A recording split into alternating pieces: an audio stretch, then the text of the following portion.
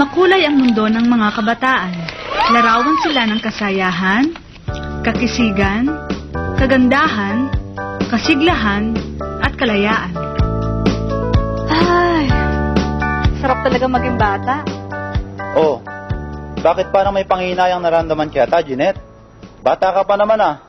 Bata pa naman tayo. Oo naman, pero sobrang bilis yata ng takbo ng panahon ngayon. Parang gusto ko nang hilahin pabalik ang panahon at huwag na matapos ang kabataan ko. Sinabi mo, pero alam mo bang maraming mga kabataan ngayon ang hindi makahintay at pilit na pinabibilis ang kanilang pagtanda. Hayon, kung ano-ano ang mga inaasta at pinagagagawa para lang mag-feeling mature o nasa hustong gulang na sila. What do you mean, Rodel? Hayon, inaabuso ang sarili sa puyat, pagod, at ang masama pa, nagsisimula na rin mag-eksperimento sa bisyo, patikim-tikim ng alak, droga, at sigarilyo. Feeling siguro nila ay invincible o di na sila tatabla ng sakuna at sakit. O kaya, pwede nilang itigil ang bisyo anytime gusto nila. Ang hindi nila alam, maraming bisyo ang nagiging sanhi ng addiction at ang nahirap tumatakasan pa, tulad lang nitong paninigarilyo. Ano kaya ang nakukuha nila sa pagtitbuga ng usok ng sigarilyo? Eh pag sinabi mong usok, ang unang pumapasok sa utak ko ay lason, mabaho, at nakakabaliktad ng sikmura. Nagpapakamatay ba ang mga kabataan ngayon? Ewan ko kung ano ang napapala nila sa sigarilyo. Pero ayon sa Department of Health, mahigit sa 4 na milyong kabataan ang naninigarilyo na sa kasalukuyan. At 2.8 milyon nito ay mga lalaki at 1.8 milyon naman ang mga babae. At may 2 milyong kabataan naman ang hindi nga naninigarilyo, pero exposed naman sila o nakakalanghap din sila ng tinatawag na second-hand smoke o yung usok na nanggagaling sa mga naninigarilyo. Masama din ito sa kalusugan. Ano ba yan? Ayon sa pag-aaral, 2 bagay ang nakaka-impluwensya sa mga kabataang nag-uumpisa sa paninigarilyo. Una, kung ang mga kaibigan niya ay naninigarilyo. At pangalawa, kung ang mga kasama niya sa bahay, magulang, kapatid o kamag-anak ay naninigarilyo din. Mantakin mo naman yon, no? Ano kaya ang amoy ng loob ng bahay na may nakakasulasok ng usok ng sigarilyo, no? Para na sigurong gas chamber yon. Nasubukan mo na bang amuyin ang isang ashtray na puno ng upos ng sigarilyo?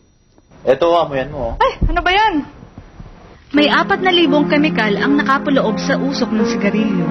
At ang 43 dito ay kilalang nagiging sanhi ng kanser.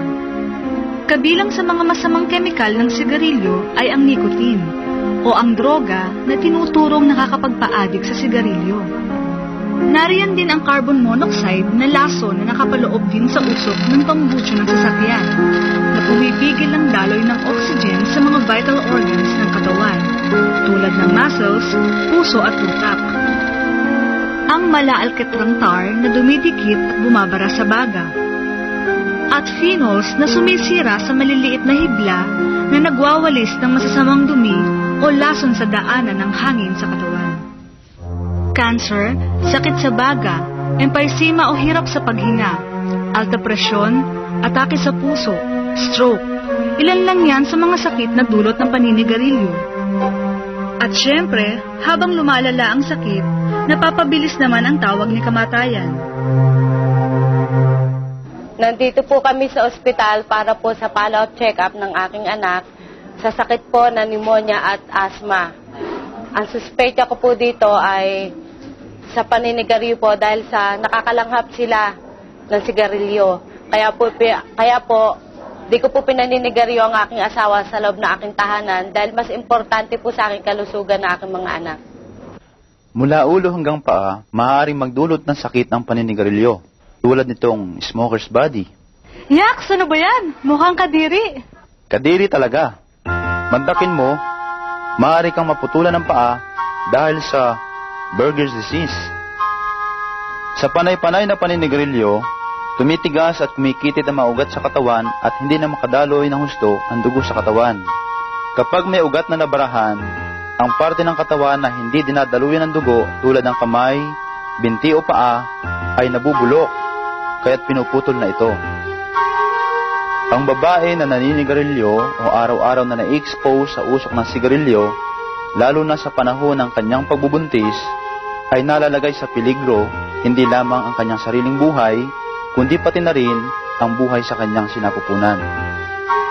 Maaaring maging masela ng kanyang pagbubuntis, maaaring malaglag ang kanyang dinadala, o kaya naman ay maging premature, maliit, kulang sa timbang, or worse, may diferensya ang baby na kanyang iluluwal. At ang lalaking hindi na matigil ang bisyo ng paninigarilyo, nako, malamang, sa kinalaunan, hindi natatayo si Junior. Erectile dysfunction ang tawag doon. Ayaw natin yan. Di ba, boys? Ayaw! Ayaw kung ayaw, pero maraming mga kabataan dyan ang namibiloso po at sasabihin, matagal pa naman magdaratingan ng mga sakit. Enjoy mo na ngayon. Naku po, anong enjoy ang pinagsasabi nyo dyan? Enjoy ba yung nasisira ang forma dahil sa baho ng damit? Nawawala ang pagkakissable lips at killer smile dahil baho ng hininga at maitim na labi at gilagid. Dagdagan mo pa iyang pagkasira ng ngipin. At syempre, nawawala ang face value. Mapapabilis ang pagtanda ng itsura dahil pumapangit ang kutis at naglalabasan agad ang mga wrinkles o kulubot. Malamang, magmumukha at mag-aamoy tinapa ka na. Enjoy ka ba nun? Naku, hihirit pa siguro ang mga naninigarilyo sa inyo, no? Baka may magsasabi pa dyan na, Di bali nang magbukhang malansang isda, basta't ang naisin naman ay malayang nagagawa. Think again. Lumiliit na ang mundong ginagalawan ng mga naninigarilyo ngayon. sa ilalim ng Republic Act No. 9211 o ang tinatawag na Tobacco Regulations Law, halos lahat na ng mga pampublikong lugar ay no smoking areas. Kabilang dito ang mga sumusunod. Lugar na pinagdadausan ng mga aktibidades ng mga kabataan tulad ng eskwelahan, hostels at dormitoryo at iba pang recreational facilities. Mga elevator, stairwells at mga lugar na kinukonsiderang fire hazards. Mga pampubliko at pribadong ospital, clinics, health centers, nursing homes, dispensaries at laboratories. Mga public conveyances and facilities, kasama na dito ang airport, ship terminal, train at bus stations, restaurants at conference halls, at mga food preparation areas. At kung mapapansin mo, maraming mga opisina na ang nagpapatupad na ng no smoking. Kaya naman, lumalabas pa ng gusali ang mga empleyado para manigarilyo. Malamang yan, baka hindi na sila tumanggap ng mga aplikante na naninigarilyo, no? Hindi lang mundong ginagalawan ng mga naninigarilyo ang liliit, pati na rin ang oportunidad nilang makahanap ng magandang trabaho. Magdilang anghel ka sana, pero sa totoo lang, may mga alam na akong opisina na hindi na talaga tumatanggap ng aplikanteng naninigarilyo. Dumami pa nga sana mga ito. Alam mo bang, ayon sa batas, kailangan nang maglagay ng health warning sa harapan ng kaha ng sigarilyo? Ay oo, tama ka.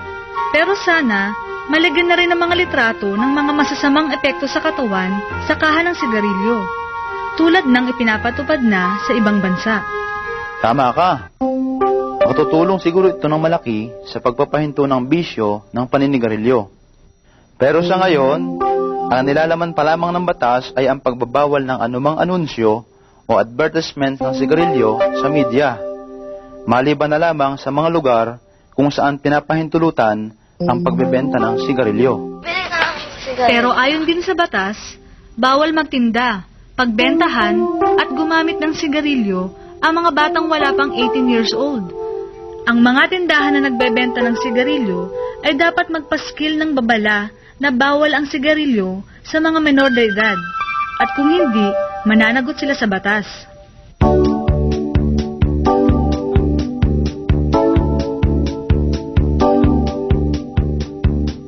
Ay, salamat. Salamat. Salamat at may ganitong batas sa Pilipinas. Pero sandali, mahigpit naman kaya itong pinatutupad sa buong bansa? Upang maisakatuparan ang implementasyon ng Tobacco Regulations Law sa buong bansa, kinakailangan ang suporta ng mga lokal na pamahalaan. Isa na rito ang Silang Cavite. Nangunguna na ang silang sa mga munisipalidad at lungsod sa Cavite sa pagpapatupad ng smoke-free environment upang labanan ang masamang epekto ng paninigarilyo sa kalusugan at pati na rin sa kalikasan. Sa pamagitan ng pinalabas silang executive order, mahigpit nang pinapatupad sa silang ang mga alituntunin at probisyon ng Republic Act 9211 o ang Tobacco Regulations Law. Mahigpit nang pinagbabawal ang paninigarilyo sa mga pampublikong lugar tulad ng mga opisina, eskwelahan, malls, restaurant at sasakyan. At siyempre, bawal din ang pagbibenta ng sigarilyo sa mga minor de edad. Suportahan natin at palaganapin ang mga lugar na ayaw sa sigarilyo. Oo nga, buti na lang dito ako nakatira sa bayan ng Silang. Sana dumami pa ang mga syudad at munisipyo na magtataguyod ng batas kontra sa paninigarilyo tulad ng puspusan ginagawa ng Silang Cavite. Panahon na ng aksyon upang tuluyan ng mapigilan ang mga kabataan sa bisyong paninigarilyo. Wala naman talagang ibubungang kabutihan ang paninigarilyo sa kalusugan.